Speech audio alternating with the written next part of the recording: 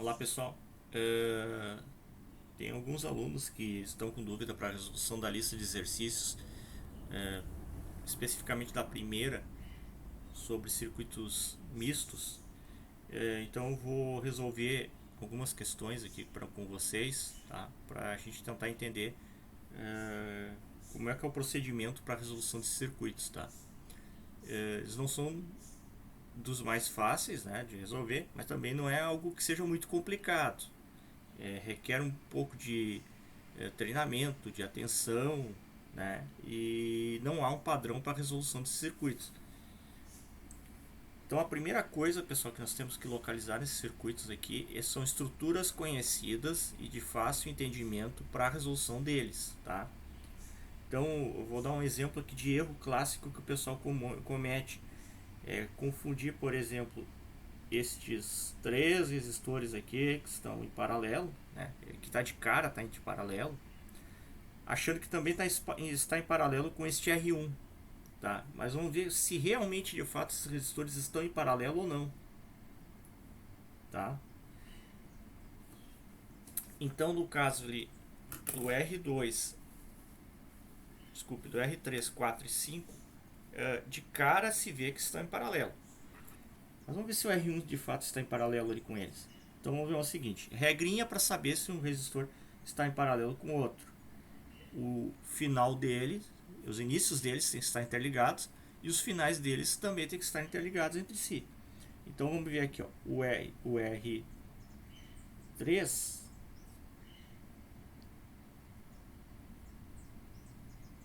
o R3 está ligado com o R4, que está ligado com o R5, o início dele.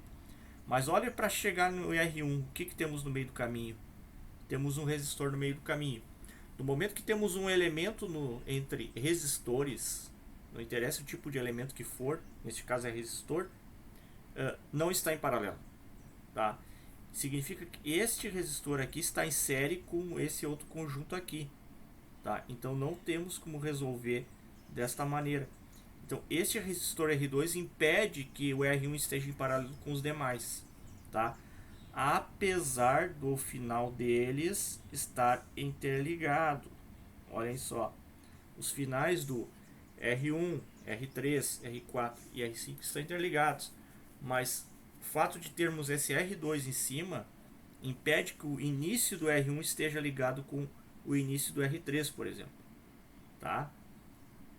Então, o único trecho conhecido de fato é este aqui, ó.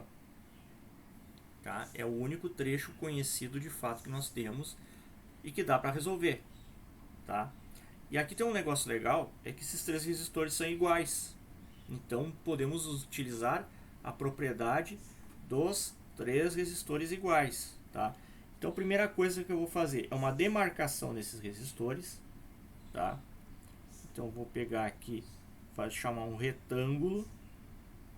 Opa, não deu certo, agora vai dar. Esse retângulo aqui ele vai ser o equivalente a um resistor só, que eu vou chamar de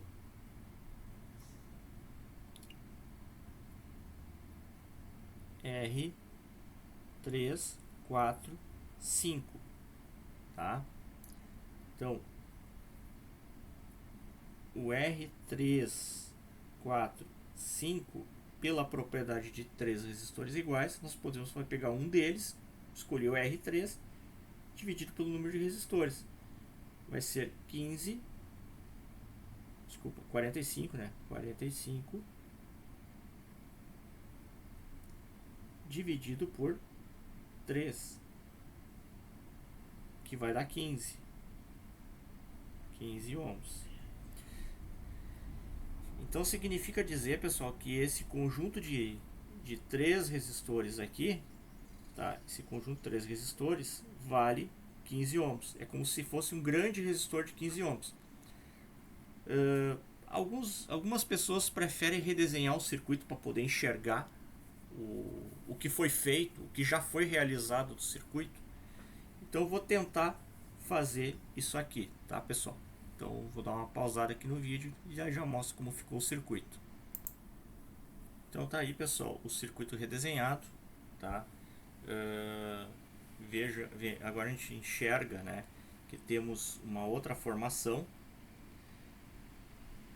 Eu vou pegar outra cor aqui para demarcar esses resistores. Então olha só, agora temos aqui, ó, esse pequeno trecho de dois resistores em série.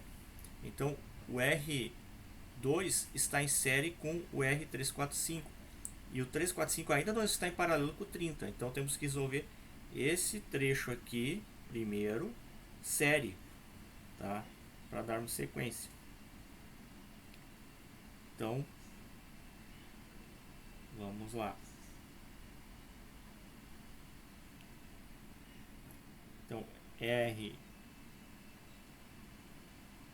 2, 3, 4, 5 igual a R2 mais R3, 4, 5.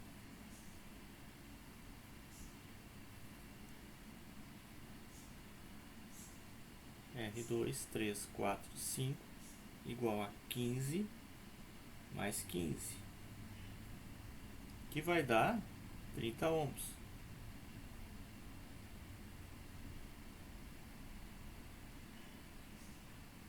Então vejam que esse retângulo em azul claro vale também 30 ohms, tá? Aí a partir de agora nós vamos ter então esse retângulo em azul claro em paralelo com esse resistor de 30 ohms, com R1. Então agora temos no final novamente paralelo. Tá? Então vou redesenhar novamente o circuito para que a gente possa dar prosseguimento.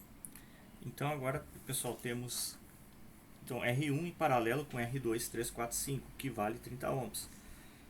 Então podemos novamente usar a propriedade dos resistores em paralelo iguais. Então temos que R equivalente R1 dividido por N. Então 30 dividido por 2, vamos ter uma resistência equivalente de 15 ohms, que é justamente o valor que nós temos lá no gabarito do nosso problema, tá? Então vejam aqui o passo a passo que nós fizemos, né, para a gente chegar neste valor. Então eu usei essa técnica de redesenhando o circuito para que a gente vá enxergando aquilo que foi realizado durante o processo, tá bom? Então essa aqui, pessoal, é a resolução da letra D da questão número 1 da primeira lista de circuitos mistos, tá bom?